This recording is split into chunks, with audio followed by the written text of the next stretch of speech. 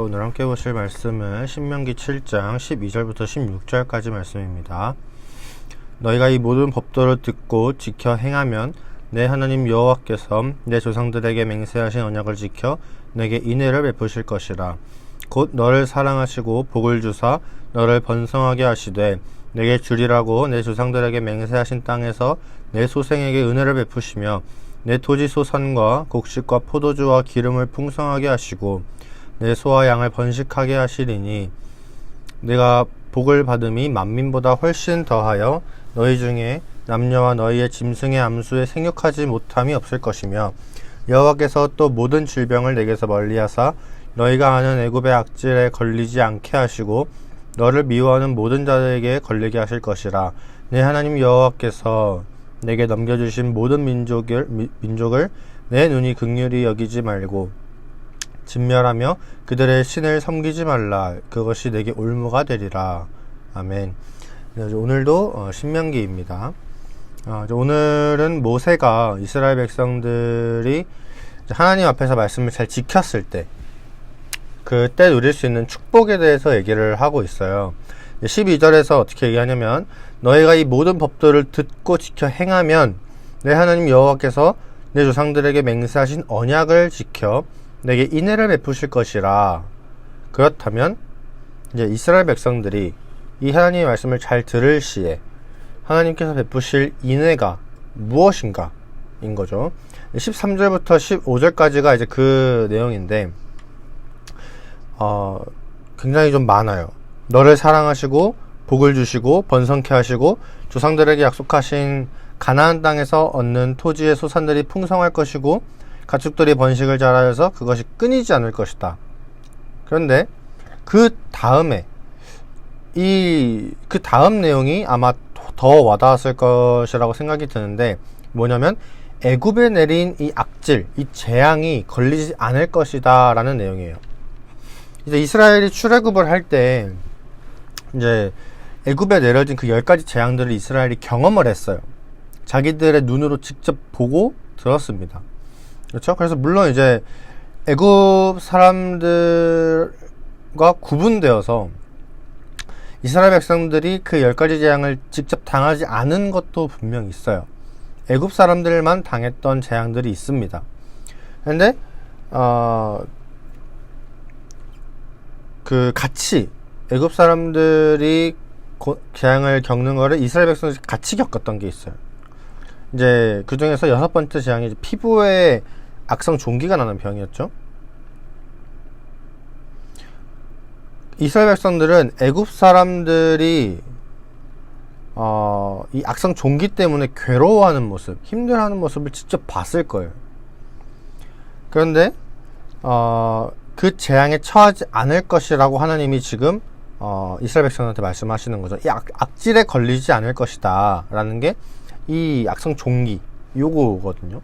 그래서 이스라엘 백성들이 하나님 말씀을 순종했을 때 이들은 가나안 땅에서 그 악질에 걸리지 않을 것이다. 애굽에서 그 애굽 사람들이 6번째 재앙으로 걸렸던 그 악성 종기, 피부병 그런 것들에 걸리지 않을 것이다 라는 얘기입니다. 그래서 자기들이 직접 눈으로 봤었기 때문에 이 축복의 내용이 더 와닿았을 것 같아요. 아무튼 그래서 그런 재앙들을 피하기 위해서라도 이스라엘 백성들은 하나님의 말씀을 더 잘 들으려고 이 마음에 아마 그 감동이 있지 않았을까 싶습니다. 그리고 하나님께서 마지막으로 이 하신 말씀은 앞으로 이스라엘에게 넘겨줄 모든 민족을 진멸하고, 가나안 민족들이죠, 진멸하고 그들의 신을 섬기지 말라는 거였어요. 그러니까 하나님은 계속해서 오직 나만, 하나님만 섬기고 하나님 말만 들어라 라고 말씀하고 계신 것이죠. 그런데 그렇게 할 때 하나님이 그들의 삶과 생업과 이런 풍요, 그들의 삶의 질과 그런 모든 것들을 책임져 주신다라는 겁니다. 이후에 이스라엘 백성들이 하나님의 말씀을 제대로 지키지 않고 우상을 받아들이고 결국 멸망하는, 이 북이스라엘이 멸망하고 남유다가 멸망하는 과정들을 우리가 알아요. 그렇지만 그러는 와중에 이제 하나님의 말씀대로 살기 위해 노력했던 몇몇 사람들이 있었죠. 대표적으로 이제 다윗을 얘기할 수 있을 거예요. 그 다윗은 하나님의 말씀에 순종한 결과로 정말 많은 부와 명예를 누렸어요. 이렇게 볼 때 하나님이 하신 말씀은 정말 거짓이 하나도 없다는 것을 알 수 있습니다.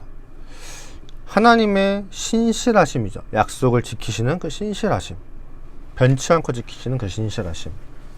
우리도 살면서 하나님의 이 말씀보다도 다른 것에 더 눈이 돌아갈 때가 많아요. 하지만 하나님께서 우리에게 약속하신 그 복주심을 믿고 하나님의 말씀 안에 거할 수 있어야 됩니다. 그리고 하나님의 복주심을 물질의 복으로만 생각하는 경우가 이제 굉장히 많은데, 이제 그렇게만 생각하는 거는 옳지 않아요. 우리가 현생을 살아갈 때 물질이 필요하죠. 물질이 정말 무엇보다 필요하기 때문에 하나님의 복주심을 물질로만 생각할 수 있지만, 항상 그 물질로만 생각하는 것은 굉장히 오류입니다.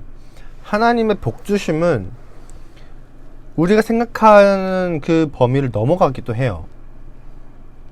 근데 그렇게 됐을 때 우리가 생각했던 복이 아니기 때문에 우리 입장에서는 내가 원하는 복을 하나님이 주지 않는다 라고 생각할 수 있어요. 하지만 하나님은 우리에게 필요한 걸 채워주시거든요.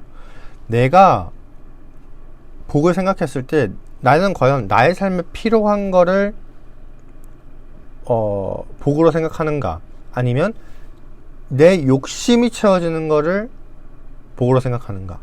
이거는 비슷한 말로 들릴 수도 있지만 좀 다르죠. 내 욕심은 꼭 내 삶에 필요한 게 아닌 내 소욕과 정욕을 채우기 위해서 구할 수도 있어요. 근데 내 삶의 필요는 내 욕심을 채우기 위한 것이 아니라 정말 내 삶에 필요한 것, 내 욕심보다는 정말 내 삶에 당장 필요한 것들이 내 삶에 필요한 것들이겠죠. 거기에 내가 눈이 잘 가지 않을 수도 있단 말이에요. 근데 하나님은 내 삶에 필요한 걸 채워주시거든요. 내 욕심을 채워주는 게 아니라.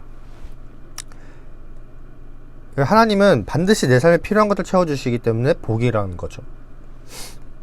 우리가 하나님의 복을 복이라고 못 느끼는 이유는 자꾸 내 기준에서, 나의 시선에서, 나의 정욕을 기준으로 삼고 그 복을 바라보기 때문에 그 하나님이 주시는 복이 복으로 다가오지 않는 겁니다. 그래서 하나님의 말씀에 순종하면서 이 하나님이 주시는 복을 언제나 감사함으로 좀 받을 수 있는 저와 여러분들이 되었으면 좋겠어요. 그래서 오늘 함께 기도하셨으면 좋겠는 것은, 일단 하나님의 말씀에 순종, 그리고 하나님의 복을 내 기준에서 보는 것이 아니라 하나님의 기준에서 보고 나의 필요를 채우시는 하나님께 감사할 수 있도록 기도하셨으면 좋겠습니다. 오늘 함께 이 두 가지 가지고 기도하겠습니다. 사랑이 많으신 하나님 아버지,